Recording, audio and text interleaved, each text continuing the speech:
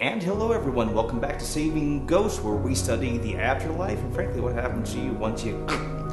my name is Philip Page, and if you haven't subscribed already, go ahead and hit that subscription bell. That way you'll be advised anytime I post a new video, and I usually try to post at least one each week. Sometimes I'll do a little bit more than that, depending if I am feeling super rambunctious.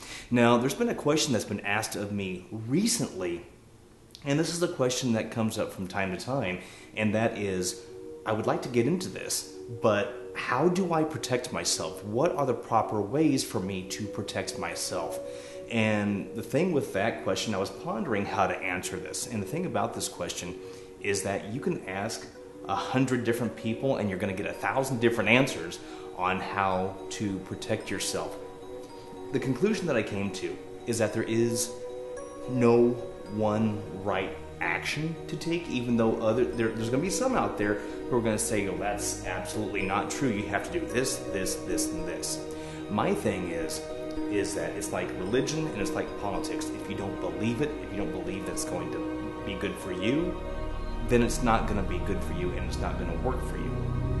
You have to have an emotional connection. This is something that I'm finding more and more with just life, is that you have to have an emotional connection to anything that you do for it to come to fruition.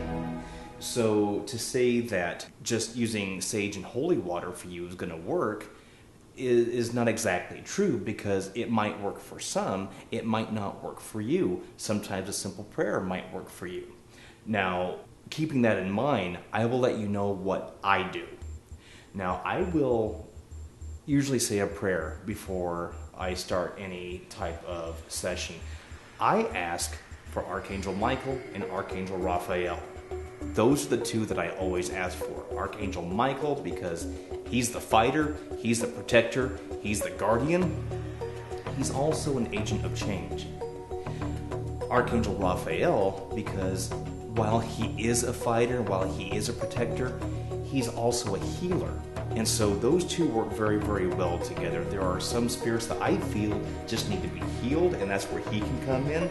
Archangel Michael, I don't know if this actually happens, but the way I envision it is that he's at the door, and he's just kind of screening them as they're coming through. And if there's someone who's not supposed to be there, someone who's like a real, truly bad one, then he's not going to let them in. And there's been a few sessions where you've heard a male say, leave, get out, it's time to go, something along those lines. And I want to believe that that is him or one of his agents kind of protecting the session.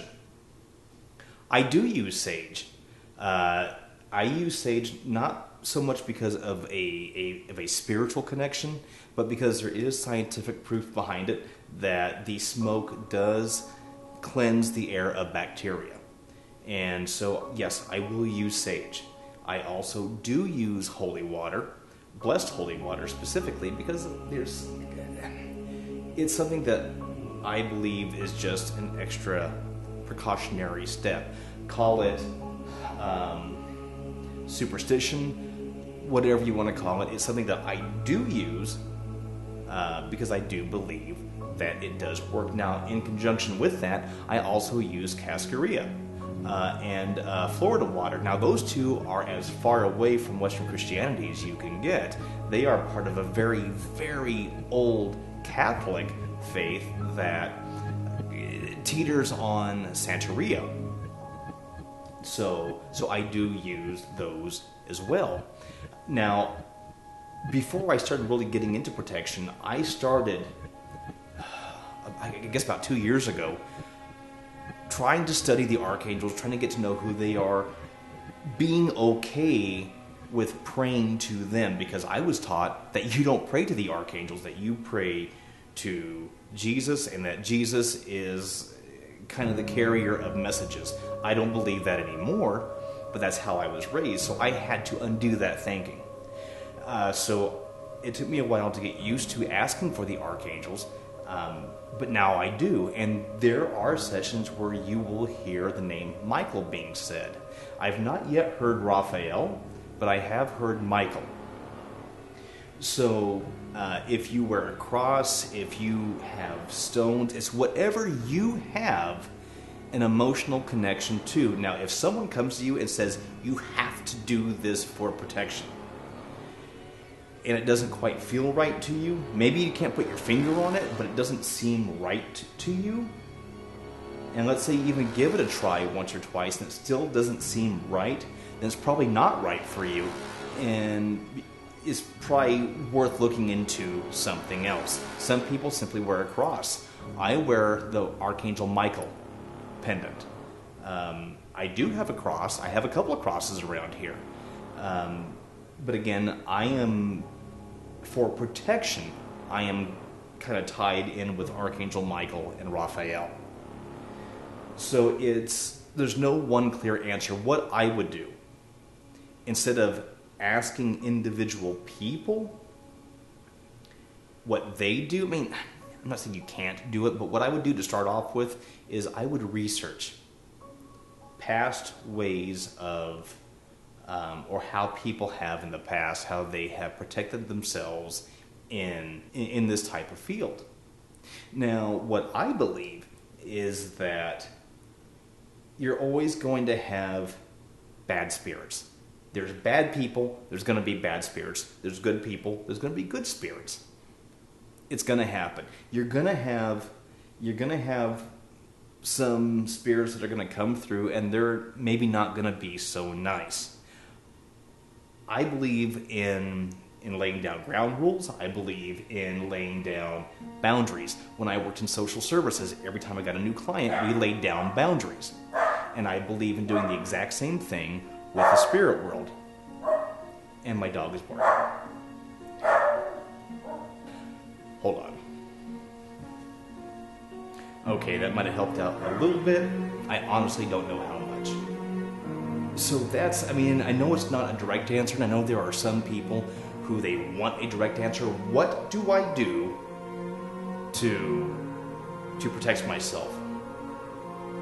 I don't think there is a direct answer. I think it's whatever you are emotionally tied to.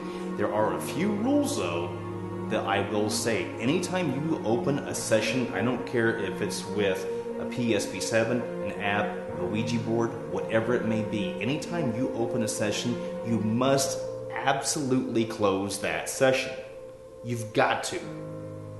I cannot stress that enough. Everybody has their own way of doing it. Some believe in high formality. I honestly don't think you have to be that formal. I think you have to have respect. I don't think you have to be that formal. I think it's something as simple as, guys, I appreciate you coming in. If you spoke, thank you. Please don't stay. Please don't attach. To my protectors, please close the doors behind them as they leave. Okay? I think it has to be as simple as that. Just tell them that you want the door closed. I think there is kind of an unspoken, or I don't know, maybe there is on their side, maybe there are rules that whatever we request, which actually, this is the universal law, that whatever you put out there, whatever you request is what's going to come back to you. So if you don't ask for something, if you don't ask for those doors to be closed, they're not going to be closed. If you do request that they be closed, then they will be closed. In one of the last sessions that I did, you can physically hear doors being closed. I believe heavily in approaching with respect. You might not have to feel love per se, but approach with respect. Don't go in antagonizing. Don't go in trying to prove something, whatever it may be, because remember, they were once in a human form. They were once people who walked this earth. Okay? So there are still feelings attached. There are still emotions attached, because emotions, feelings, that's all energy. And we know that energy doesn't die. Okay? So, and if you don't believe me, look into thermodynamics. It's a science. It'll tell you. Again, I wish I had a direct answer for you. I don't. Do what you feel. Research it, but do what you feel is right for you, what feels right to you. Personally, I would be kind of leery if someone's forceful and they say, you have to do this. I don't have to do anything except for breathe and sleep, okay? If someone says, well, this is what I do, and this is why it works for me, then look into it. Give it a shot. If you don't think it works, then don't continue on with it. Something else that I would highly do. If you've been into this before and maybe your results weren't so great, or maybe you had a bad experience, what I would do is I would clear the slate. And what I mean by that is I would go into a room by yourself and I would say loudly, "This is my life, you have no control over me, I command you gone." I would say it 3 times. And what that's going to do is that's going to lay down a very firm boundary around you of that you don't want anyone around you. Give it about a week, give it about 9 days. Okay? After the 9 days, then I would start asking for protection. I would start asking to get to know my guides, my heavenly guides, my good guides. I would ask to be introduced to the archangels. I would start studying the archangels. And I would make sure that anytime you ask for protection, that you put out there, I only want those who have my best interest at heart. I only want those who are of love and light. I would put that out there. And then start building on that. All right, guys? Quick video. Just want to point that out to you. Again, if you've not subscribed, go ahead and hit that subscription button. I've got to go see what he's barking about. I'm so sorry about all that.